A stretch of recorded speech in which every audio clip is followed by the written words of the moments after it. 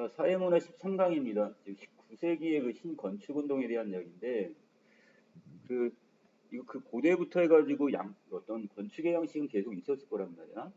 자, 이것이 이제 18세기, 19세기에 넘어오면서, 자, 이거 이제 구조 합리주의와 연결돼가지고, 그 다음에 신건축운동이 19세기에 이제 등장하게 되는 건데, 자, 어떤 특징이 있는지 그거 위주로 정리합니다. 자, 그래서 바로크 양식에 지나친 장식주의에 반발하여 그랬으니까 그 이전의 어떤 양식들은 대체적으로 뭔가 장식적인 거, 자, 이런 화려한 장식 위주의 어떤 이런 건축 양식이었단 말이야. 자, 여기에 반발을 해서 새롭게 나온 게 18세기 등장한 구조 합리주의는 이전 건축물의 구조에서 합리적인 특성을 찾아내는 방식으로 전개됐다고 했으니까 그 이전의 건축물은 무시가 된 거야? 아니면 그것도 활용을 한 거야? 활용을 했겠죠? 자, 그래서 바로크 형식의 두꺼운 벽체가 장식 양식을 늘리기 위한 장식주의의 산물일 뿐 구조적 효율의 관점에서 본다면 불필요한 낭비라고 봤어요. 벽체를 엄청 두껍게 해버렸어. 재료가 엄청 많이 들어가겠네요. 자, 구조적인 면에 봤을 때는 이게 효율성이 떨어진다고 본 거야. 자, 그래서 기둥을 활용하여 구조적으로 지금 효율성을 높인 새로운 건축 모델을 탐구하는 방식이 그 예가 되겠습니다. 자, 이런 구조 합리주의는 자, 19세기가 되면서 자, 바로 이제 새로운 재료인 강철이 나오기 시작하네요. 강철의 새로운 철물 재료의 등장으로 새로운 국면, 새로운 상황을 맞게 됩니다. 자, 주철은 16세기, 17세기부터 건축물의 보강재로서 종종 활용은 되었지만 강철은 1709년이니까 18세기 초반에 발명이 된 이래에 순수 공업 재료로만 쓰이다가 건축 양식으로 쓰인 게 언제? 자, 여기서 1820년 19세기 초에 나와서 1870년 이제 19세기 중후반이 되면서 주 재료로 이제 사용되기 시작합니다. 자, 그리고 기존에 있었던 것보다 이 강철이 이제 활용하는 빈도가 높아지고 그만큼 이제 어떤 튼튼한 기둥을 세울 수가 있겠네. 자, 그래서 강철이 건축의 주 재료로 등장하면서 19세기 구조 합리주의를 내세운 바로 신건축 운동이 활발히 전개됩니다. 자, 우리가 지금 다루고자 하는 게 바로 이 신건축 운동이 된단 말이야. 자, 신건축 운동의 중심 국가는 자, 프랑스, 영국 두 나라인데, 자, 먼저 프랑스 쪽을 보면, 자, 이 프랑스는 이론 연구가 두드러졌는데, 자, 이론적인 면을 좀 많이 강조를 했나 봐요. 건축가들은 실험 정신을 지니고, 자, 예술적 가능성을 창작에 다양하게 응용하며 19세기 구조 합리주의라는 독립 양식을 만들어내게 됩니다. 자, 그리고 영국의 입장에서는 여기 실용성을 바탕으로는 보니까 이걸 현실에다 직접 적용하는 쪽으로. 자, 이것을 그래서 어디 공장이나 창고, 그다음 상업 건물 같은데 이런 실용 건물에서 앞서 나가게 됩니다.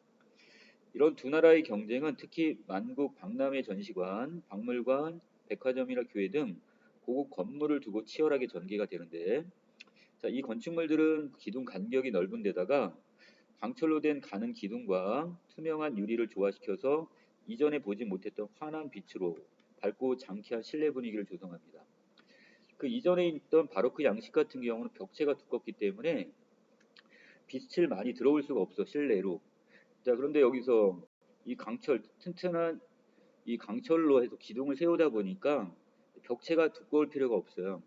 자, 그리고 그만큼 유리창을 크게 만들 수가 있다 보니까 지금 어떻게 실외의 빛이 실내로 많이 들어오고 좀 더 화려해졌겠죠.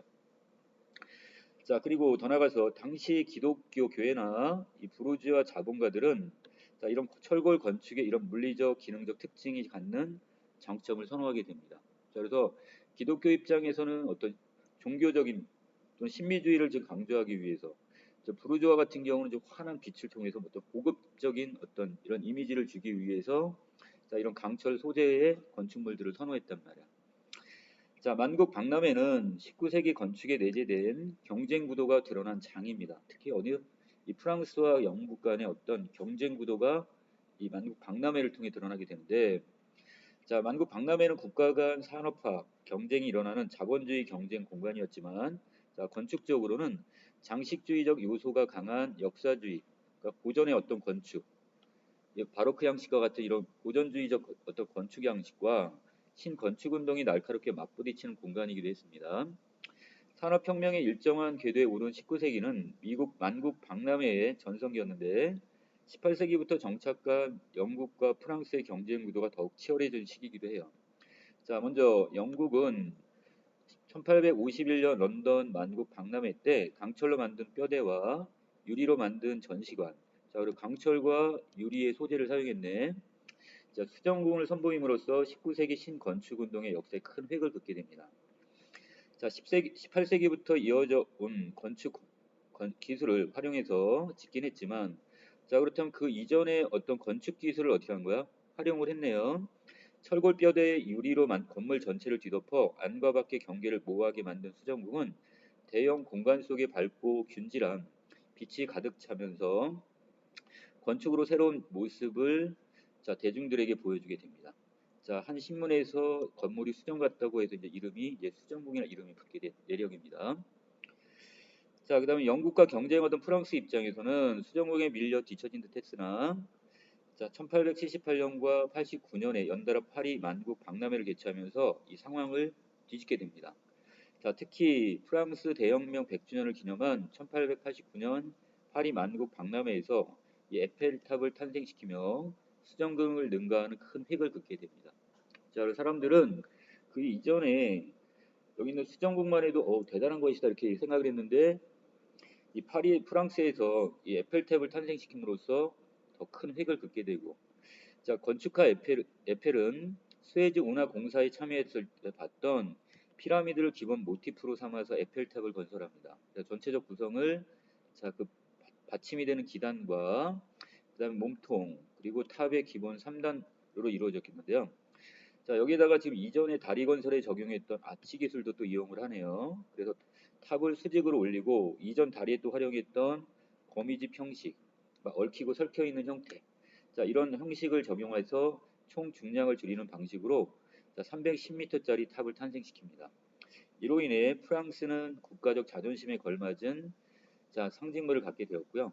자, 더 나아가서 1889년 파리 만국 박람회는 에펠탑 외에도 자, 기계관이라는 또 하나의 걸작을 남기게 됩니다. 자, 이것이 또 하나의 어떤 획기적인 것이라 보시면 될 것 같은데, 자, 이 작품 여기서 이것은 기계들을 전시했던 이 공간은 사선 모양의 아치형 기본 골격과 115m 기둥 간격을 트러스 아치가 이걸 지지하는 형태로 되어 있대요. 자, 그래서 전통적인 반원형 지붕 구조 방식을 사용해서 재료만 철물로 대체한 정도의 전형적 처리입니다. 자, 그렇다면 전통적인 뭐는 갖고 왔어? 어떤 이런 구조는 갖고 왔는데 여기다가 더 추가가 된 게 바로 뭐가 되는 거예요? 여기에다가 이제 어떤 그 전체적인 철골의 형식을 해가지고 이것을 아치형으로 좀 꾸몄다는 얘기네요. 자, 여기 지금 크게 세 가지 어떤 기술이 여기 도입이 되게 되는데 그 첫 번째가 바로 뭐냐? 자, 강철이란 가벼운 재료를 사용함으로써 아치를 지금 이루는 부분의 두께가 매우 얇아졌다는 것. 자, 강철 소재를 사용함으로써 전체적인 구조가 얇아지게 되고요. 자, 두 번째, 사선 방향으로 하중을 받는 아치의 일반적 역학작용이 이 건물에선 양쪽으로 올라온 사선의 겉어피어가 정점에서 만나서 핀으로 고정될 것 같은 독특한 모습을 띠게 되고요.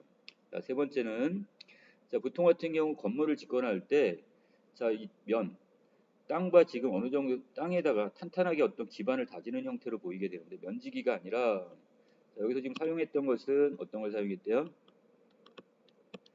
자, 바닥에 구멍을 뚫고 경첩을 박은 이런 점지기의 어떤 처리 방식을 사용했다는 얘기예요. 자, 그래서 또 아치형 구조가 있으면 이렇게 여기를 이렇게 도매 형식으로 이렇게 해서 만들어 놓고 밑에 같은 경우는 점을 이렇게 박아 놓은 것처럼 못을 박은 듯한 이런 형태.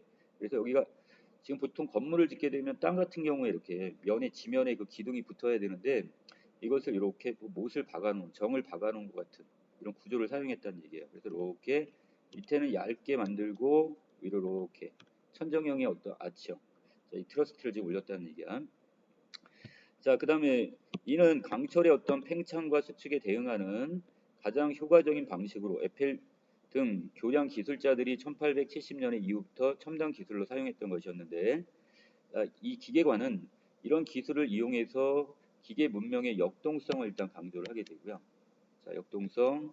자, 그리고 고도의 은유적이고 상징적 모습을 펴냈고, 자, 더 나가서 구조 기술의 가능성과 그 다음에 힘을 사람들의 마음속에 깊이 심어주면서 자, 신건축 운동의 정점을 보여주게 됩니다.